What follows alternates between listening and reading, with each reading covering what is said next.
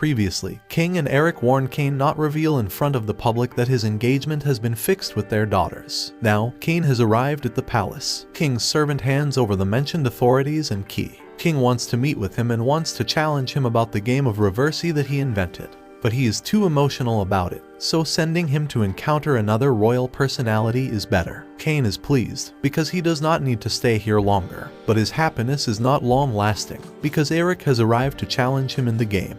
Also, he is not ventured enough to deny him. That's why he has agreed to a match. After listening to his willingness, all palace staff is ready to give a try in this game with this 10-year-old handsome boy. After playing with them, he is excited to see his mansion, which the king rewards. When he steps inside his mansion, he is startled, because this mansion is run down and shabby. Also, this mansion is falling apart and dilapidated from the inside. Its kitchen, sitting, and living area furnitures must be fixed and clean. Even magic stones are also broken and unable to lighten the mansion. Thus, he takes a bird's eye view of the mansion with his magic light. Just then he uses his magic and turns the dilapidated mansion into a luxurious villa. With the help of repairing and cleaning magic, Kane has changed the entire look of his mansion. Kane is happy because he has his mansion at the age of 10. Aside from this, Sylvia and other servants have arrived to take care of this mansion. They are ready to put on their efforts into this mansion.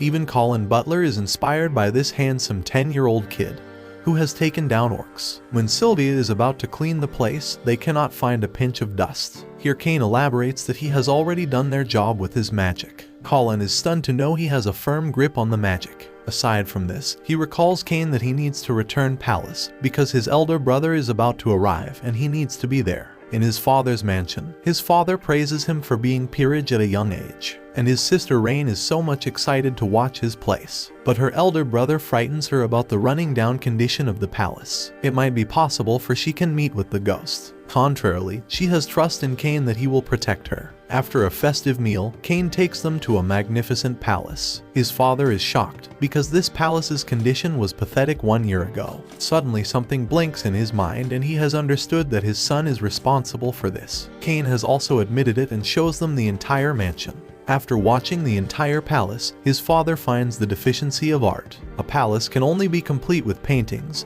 vases, armor, and mounted monsters. These ideas click in Kane's mind, and he knows how to meet the deficiencies well. At the same time, they heard the screams of maids. Kane realizes that he has made a blunder, so he rushes outside. His father's eyes widen, because the red dragon monster's statue is before him. With a wide mouth, his father inquires about this dragon. So, Kane explains the defeat of the red dragon. But his father is stunned, because the red dragon is a calamity class monster. Even a class adventurer could beat this monster with difficulty. But Kane, only 10 years old, has taken down this dangerous monster. In this fight, few adventurers have to die, and the worth of this dragon is 1,000 platinum coins, which is a considerable amount. When Kane knows about this, he is also shocked. In his father's opinion, this dragon should be in care instead of a showpiece. During the conversation, they again hear the scream of Sarah and Rain. They run to check out and find out that the water chute inspires them. Kane developed this system, and he is impressed by his mother. His father considers that they are exaggerating this system,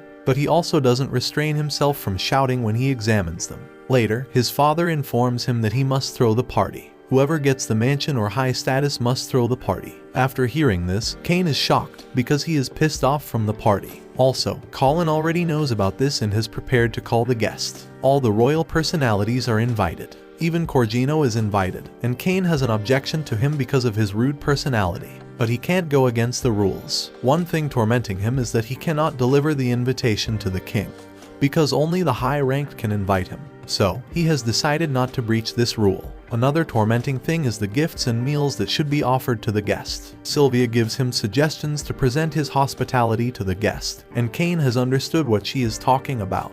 He performs the magic and creates eye-catching and enchanting glasses for the guest. The next problem is a meal that Kane decides what should be prepared. He gives the recipe to the chef to cook Hamburg steak. When Hamburg steak has been prepared, Sylvia tastes this dish. She has no words to appreciate this delicious Hamburg steak that is awesome. The beverage that is going to serve with it is also mouth-watering. To have more and more beverages, she doesn't praise the alcohol made by Kane with his magic. Kane is not grown up enough to taste the alcohol. Therefore, he needs to rely on Sylvia, obsessed with this food. Just then he is informed that King has sent his messenger to call Kane. Upon reaching the king's palace, he learns that the king is furious. Even the king is not looking at him, because he is not invited to the debut party. Except for him, everyone has got the invitation and it is irritating him. Eric continuously makes him jealous by showing the invitation card. Also, the king rebukes him for not inviting his future father-in-law in the party. Eric tries to protect him by recalling the rule that only high rank can invite the king.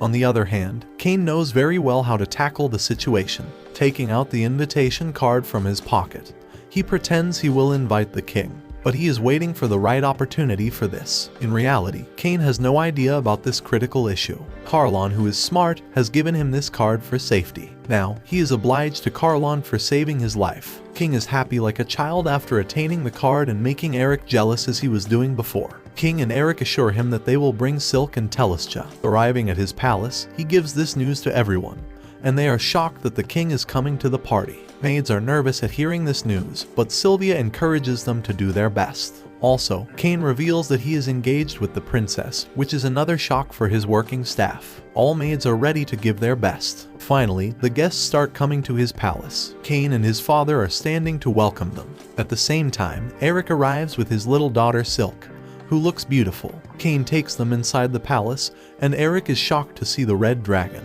He has never seen a red dragon before, only he has heard of them. To look at them in this mansion is no less than a miracle. Inspired by the mansion, Silk shares her thoughts that she will live in this palace. Her father tells her not to think too far. After that, they taste beverages, and guests feel themselves in the air, because the bubbles and frizzy taste are out of the world. Even his parents also inspired by this yummy taste. When they get to that, these shiny and adorable glasses are gifts from the side of the action. Then they become happy, because this design is unique and enchanting. Eric transfers his attention to Silk, who is enjoying the meal. Also, he teases him for being a philander, because he has done the trick to win the heart of the girls through this meal. Cain is unable to say a word and feels shy. Just then King arrives with his grandeur and tells everyone to enjoy their discussion and party. King is offered the drink, and his expressions are not different from others. The taste increased when Cain offers hamburg steak, a mixture of cheese and other mouth-watering ingredients. When the king applauds the food he is offering the guests, the queen arrives. She is amazed at the system of water chutes and praises him for this. Also, she has called this revolution that should be adopted everywhere. After listening to so much applauding by the queen, King gets inside the toilet. A scream of joy can be heard from the toilet. After coming out, he orders Cain to apply the system at his palace as soon as possible. So, Cain is ready to do this. King has given him another title of ultimate hospitality by watching everything. Everyone has started clapping for him, and Cain is glad at their love. Just then Calon informs that Corgino has arrived to ruin the party's environment. Cain goes to pick him up, but Corgino meets him in an unpleasant mood. Also, he resembles his palace with the dog's house. When Calon wants to inform Corgino about the red dragon, then Cain forbids him to do so. As a result, Corgino has tossed to the ground by watching the red dragon. After gathering his consciousness, he complains about not telling him before about the dragon. Still, he is whining about the congested environment and a vast gathering. Cain is trying to control himself and people, also showing his resentment with the gesture at his rude behavior. When he sits at the table, then Cain offers him beverages. He shows his hatred by saying that it will be an ordinary drink. But when he tastes the drink, his heart pops with its delicious taste. On the contrary, his facial expression reveals he is not enjoying it. After that, he is offered the signature dish hamburg steak. Complaining about the dish's appearance, he tastes it and refrains from praising it.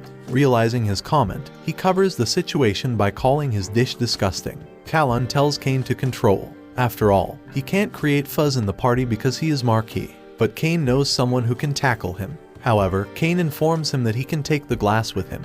Despite of glass, he demands a recipe for the dish. Cain refuses to do so because glasses are given to everyone and the recipe is private. It makes him furious and he demands 100 or 50 glasses and other things. Still, Cain denies doing so. In exchange, he is ready to do another favor. By considering it a gem or other jewels, he tells Cain to present it. Just then King arrives and starts rebuking him. Corgino has never imagined a king at the party. That's why he has kneeled. King explains that he is the savior of his daughter, so how he can ignore his party. After this, King starts rebuking him for not behaving correctly. If his behaviors continue like this, King plans to dismiss him. Now, Corgino has understood that he has messed with the wrong personality. He apologizes and flees from there because he is not in the condition to face the anger of the king. On the other hand, Silk knows that Kane has brought the king purposely. Kane has also admitted before her, and Silk calls him the trickiest. Now, Kane exaggerates by calling the king weight of the kingdom. Eric and King, who are listening, catch his statement and going to torment him about this. With the guilt of being overspoken, he has started apologizing to them, and everyone is enjoying the innocence of this child. Scene changes when King reprimands him for using him. King thinks that this kid will use him in the future, so he is in wrath. Kane clarifies that he has no intention to do this. In addition, he is just kidding because he can't defy Corgino. That's why he takes the king's help. King has given him 1 hour's lecture and doesn't forget to tell his father that his child is a playboy. Watch this left video if you have missed part 4, and subscribe to Annie Summary for more anime recaps.